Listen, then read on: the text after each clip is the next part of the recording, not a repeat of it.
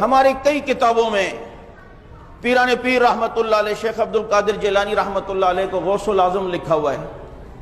ہمارے حضرت تھانوی رحمت اللہ علیہ لکھتے ہی انہیں غوث العظم تھے۔ حضرت نانوتوی رحمت اللہ علیہ لکھتے انہیں غوث الثقلین، جنات اور انس کے غوث۔ تو کبھی کوئی مجھ سے سوال کرتا تھا کہ حضرت غوث کا مطلب تو فریادوں کو سننے والا، اعظم کا مطلب ہوتا ہے سب سے بڑا، تو غوث العظم کا مطلب تو ہوا سب سے بڑا فریادوں کو سننے والا۔ تو یہ لفظ کہنا شرک نہیں ہے؟ سب سے بڑا فریادوں کو سننے والا تو اللہ ہے۔ تو میں انہیں سوال کے جواب دے دیتے تھا، لیکن خود وہ تو مطمئن ہوتا تھا، میں اندر سے مطمئن نہیں ہوتا تھا، وہ میری نظر میں وہ چیز گزری نہیں تھی۔ تو ایک دن یہاں اسٹیل ٹاؤن کے علاقے میں کوئی جلسہ تھا، وہاں کوئی حضرت آئے ہوئے ہوں گے، اور پھر وہ اپنی تقریر میں کہیں کہہ رہے تھے کہ غوث العظم کوئی نہیں صرف اللہ، اور فلاں کوئی نہیں صرف اللہ۔ تو وہ کہا ہوگا؟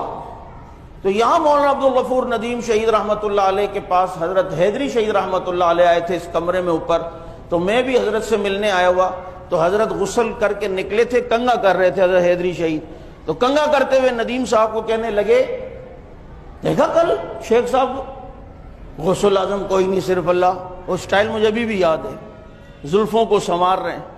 کہتے ہیں میں تو ادھر ہی جواب دینے والا تھا اسٹیج پہ، کیونکہ حضرت کی عادت تھی اگر اسٹیج پہ کوئی غلطی کرتا تو اس کی اصلاح کر دیتے، یا کبھی اپنی تقریر کے دوران ہی اس کو جو ہے وہ بیان کر دیا کرتے تھے تاکہ لوگوں کو صحیح مفہوم پتہ چلے۔ بھائی کہتے ہیں کسی وقت حضرت کی طبیعت خراب تھی اور کہا کہ میں آج بیان نہیں کروں گا، صرف دعا۔ اب حیدری شہید کہہ دیں تو اب انہیں تو زبردستی نہیں کر سکتے نا، یہ تو ہم جیسے سیدھے سادھے تم لوگوں کو ملے، نہیں حضرت بس بھلے آپ ڈرپ لگائیں لیکن ادھر آ کر جو نا ٹرپ ضرور لگائیں۔ حضرت کو تو اللہ نے جمال اور جلال دونوں دیے تھے، اب کون انہیں زبردستی کرے؟ نہیں کہا نہیں کرنا۔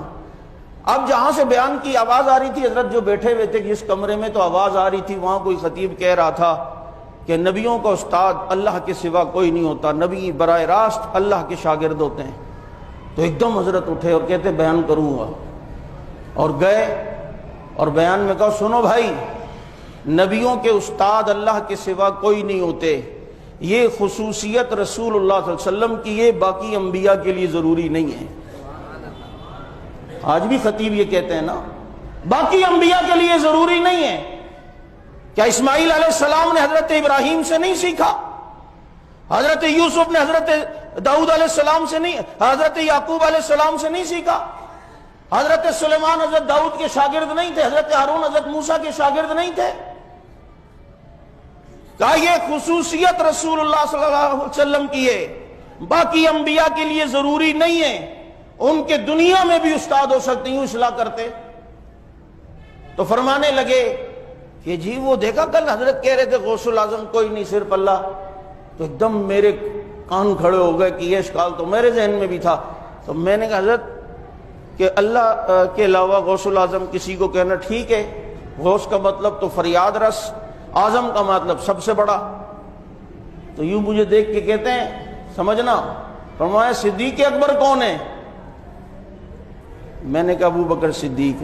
کیا کیوں؟ صدیق کا مطلب سب سے بڑا سچا، اور اکبر کا مطلب سب سے بڑا، تو سب سے بڑا سچا اللہ ہی ہے، صدیق اکبر ہے۔ مجھے کہا فاروق اعظم کون ہے؟ میں نے کہا حضرت عمر کو کہتے ہیں۔ کیوں؟ فاروق کا مطلب حق باطل میں فرق کرنے والا، اعظم کا مطلب ہوتا ہے سب سے بڑا، تو سب سے بڑا حق باطل میں فرق کرنے والا تو اللہ ہے۔ چلو مخلوق میں اگر لے لو تو آپ صلی اللہ علیہ وسلم کی ذات ہے، عمر کو کیوں کہتے ہو؟ میں کہا حضرت کیا مطلب؟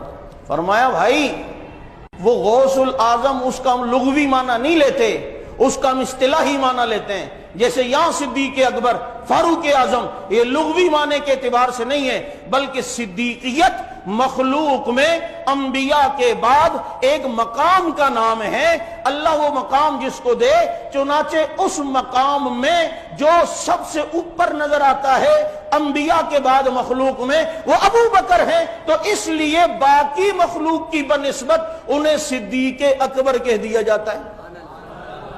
البتہ فاروقیت یہ بھی تصوف میں ایک مقام کا نام ہے. حق باطل میں فرق کرنا یہ اب قیامت تک فاروق آئیں گے, قیامت تک صدیق آئیں گے, لیکن جو صدیق اکبر ہوگا وہ ابو بکر صدیق ہے یہ امتیوں میں, اور امتیوں میں مقامی فاروقیت بھی ہوگا. کئی آئیں گے جو حق باطل میں تمیز کر کے رکھ دیں گے. مجدد الفسانی بھی تو فاروق ہے, عطا اللہ شاہ بخاری بھی تو فاروق ہے, حق نواز جھنگوی بھی تو فاروق ہے. اب کئی آئیں گے, لیکن امتیوں میں یہ مقام کا سلسلہ ہے جو نبی نے دیا ہے. چنانچہ اس میں امتیوں میں اس مقام فاروقیت پہ جو سب سے اوپر نظر آتا ہے دنیا اسے فاروق اعظم عمر فاروق کہتی ہے. کہتے ہیں یہ ایک اصطلاحی معنی ہے. تو کہتے ہیں غوث بھی تصوف میں ایک اصطلاح کا نام ہے. جیسے مقام ہوتا ہے تصوف میں کتب, یہ ابدال ہے, یہ مجذوب ہے, ایسے ہی ایک مقام ہے اللہ کے قرب کا, اسے غوثیت کہتے ہیں. قیامت تک کئی غوثوں نے آنا ہے, لیکن اس سیٹ پر جو سب سے بڑا بیٹھا ہے وہ شیخ عبد القادر جیلانی بیٹھے ہیں, اس لیے انہیں غوث الاعظم کہا جاتا ہے. اسے لغوی معنی کے اعتبار سے نہ دیکھنا, اصطلاحی معنی کے اعتبار سے دیکھنا. چھت کے بھی اوپر سے گئی ہوگی, سمجھ آ گئی بات یا نہیں؟ تو اس لیے اپنے اکابرین کی کتابیں سمجھ کے پڑھو. حضرت تھانوی رحمت اللہ علیہ کی, اسی لیے میں نے آپ کو کہا تکشف کا مطالعہ ضرور کرو, اس میں یہ تصوف کی اصطلاحات کے صحیح معنی موجود ہیں. حضرت تھانوی رحمت اللہ علیہ خود کتنے بڑے ولی, ہمارے یہ اکابرین علماء دیوبند کم ولی تھے اور ہیں